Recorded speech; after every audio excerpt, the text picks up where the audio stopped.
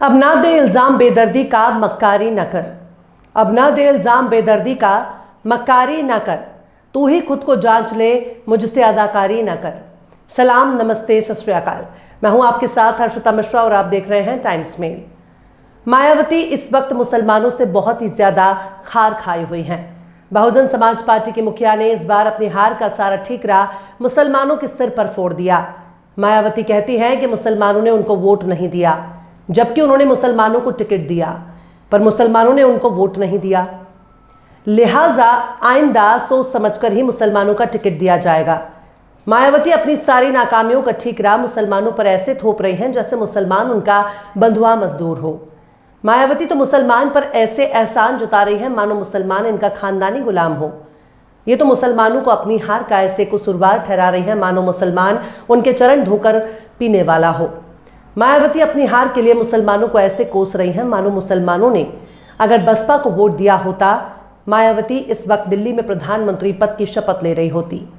यानी मुसलमान ना हुआ, मायावती का एहसान ढोने वाला एक मजदूर हो गया। सबको बस मुसलमान का वोट चाहिए, सबको बस मुसलमानों का संख्या बल चाहिए, सबको मुसलमानों की ताकत चाहिए, सबको मुसलमानों का खून पसीना चाहिए, पर मुसलमान किसी को भी नहीं चाहिए। मायावती का इस वक्त बहुत बुरा हाल हो गया। पूरे 10 साल तक गांव गांव में घूमकर ब्राह्मण सभाएं करने वाली मायावती, हाथों में त्रिशूल लेकर हिंदुत्व का प्रचार करने वाली मायावती, दलितों और पंडितों को एकजुट करने वाली मायावती इस वक्त मुसलमानों से ऐसी खफा है मानो मुसलमानों ने उनका बहुत कर्ज खाया हो। मायावती को लगता है कि मुसलमानों ने उनको वोट नहीं दिया, वरना अब तक वो दिल्ली में प्रधानमंत्री बन चुकी होती। इसलिए मुसलमान उनको वोट न देकर ठीक नहीं किया। पर सवाल है कि मुसलमानों ने वोट नहीं दिया, ये बात मायावती इतनी गारंटी के साथ कैसे कह सकती हैं?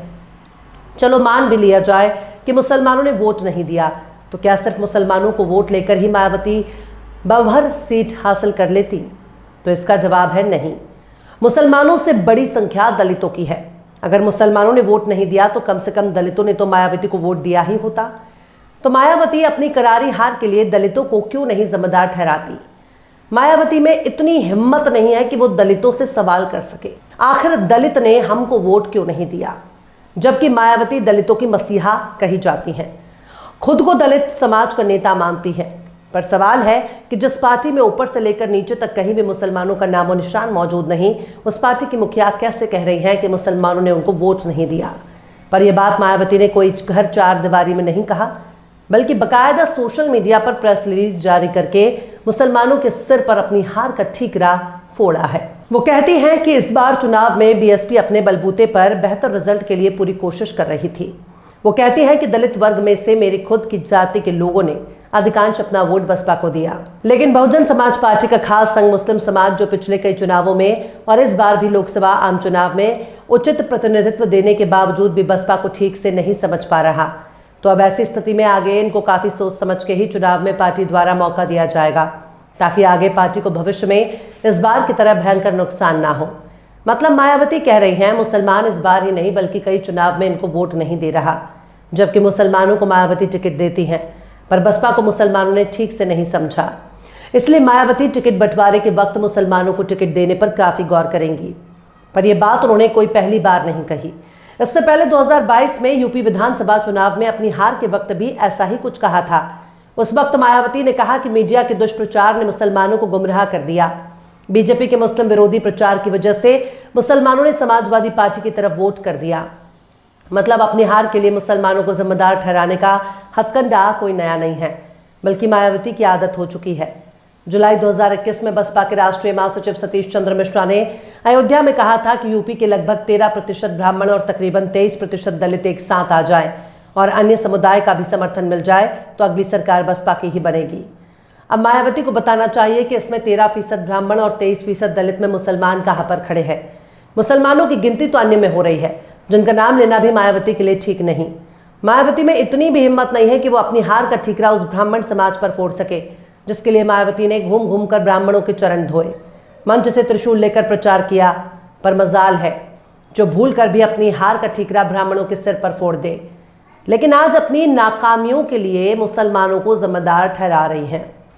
मायावती तो मुसलमानों को ऐसे कोस रही हैं मानो उन्होंने मुहर्रम या हुसैन का नारा बुलंद किया हो। मानो उन्होंने अल्लाह अकबर का नारा लगाया हो। मायावती कह रही हैं कि दलितों का ज्यादातर वोट उनको मिला, पर मुसलमान उनको समझ नहीं पाया, जबकि मायावती को 9.5% भी वोट नहीं मिला। तो ऐसे में साफ नजर आ रहा है कि दलितों ने उनको वोट दिया होता, कम से कम 20% वोट उनको मिला होता, लेकिन उन्हें 10% से भी कम वोट मिले। इसका मतलब है कि दलितों ने भी मायावती को वोट नहीं दिया, और अगर दिया है तो बहुत कम वोट दिया है। पर मायावती भूल कर भी अपनी हार के लिए 23% दलितों को जिम्मेदार नहीं बता सकती, जिनका वोट पाकर मायावती सत्ता की मलाई खाने के ख्वाब देख रही थी। ठाकुर, ब्राह्मण और बनिया तो दूर की बात है, मायावती को दलितों के 23% वोट क्यों नहीं मिले? मायावती का दलितों ने क्यों नहीं साथ दिया? मायावती ने अपनी हार के लिए दलितों को क्यों नहीं दोष दिया? मायावती जिस कौम की मसीहा कही जाती हैं, आखिर उसने मायावती को क्यों टाटा बाय बाय कर दिया? बहन सुश्री मायावती जी को एक बार अपने गिरबान में झांक कर जरूर देखना चाहिए कि यूपी की सियासत में मायावती के बारे में दलित, पिछड़े और मुसलमान क्या सोचते हैं। आखिर इन लोगों की नजर में मायावती की क्या हैसियत है? मायावती का अपने ही मुस्लिम नेताओं को हर मौके पर नीचा दिखाने की कोशिश की। किसी जमाने में नसीमुद्दीन जैसे कद्दावर नेता को मायावती ने बेइज्जत करके निकाल दिया। मायावती को सिर्फ मुसलमानों का वोट चाहिए। मायावती की नजर में मुसलमान केवल उनका वोट बैंक है। ऐसे में मुसलमान मायावती को अपने सिर माथे पर क्यों बैठाए?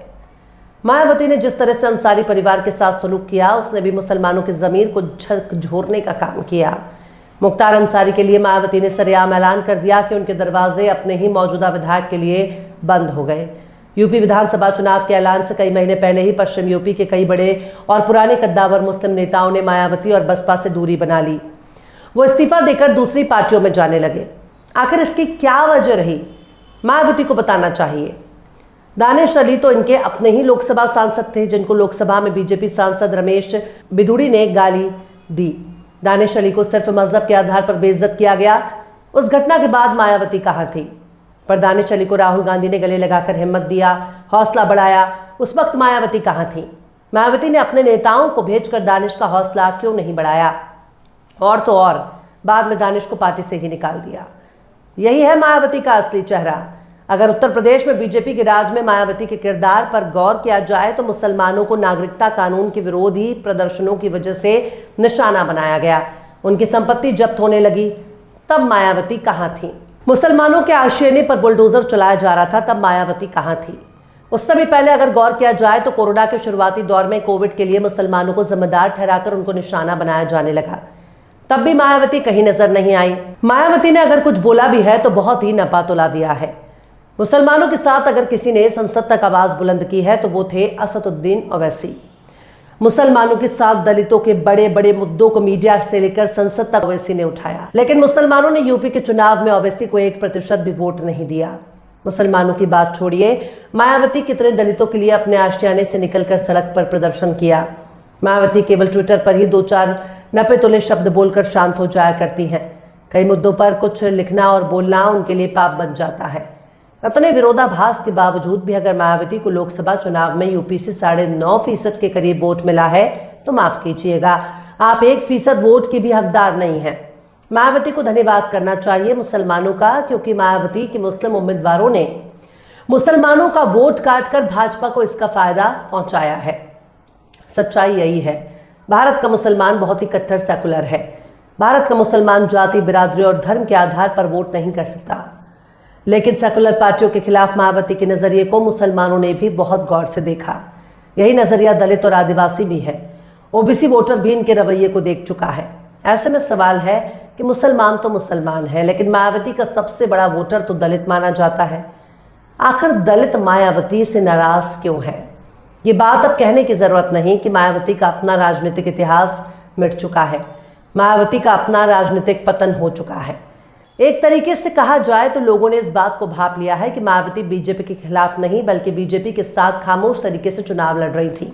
मायावती किसी भी मौके पर बीजेपी के विरोध में खुलकर सामने नहीं आई, इसलिए मायावती को कोई हक नहीं बनता मुसलमानों के वोट पर अपनी दावेदारी करें। मायावती को अपने गिरबान में बार बार झांकना चाहिए कि आखिर मुसलमान उनसे दूर क्यों हो गए, दलित, आदिवासी और ओबीसी उनसे दूर क्यों हो गए। मायावती अब सबका भरोसा खो चुकी हैं। अगर मायावती अपनी पार्टी का बीजेपी में विलय कर लेती हैं तब भी दलित, आदिवासी, ओबीसी और मुसलमानों को कोई हैरानी नहीं होगी।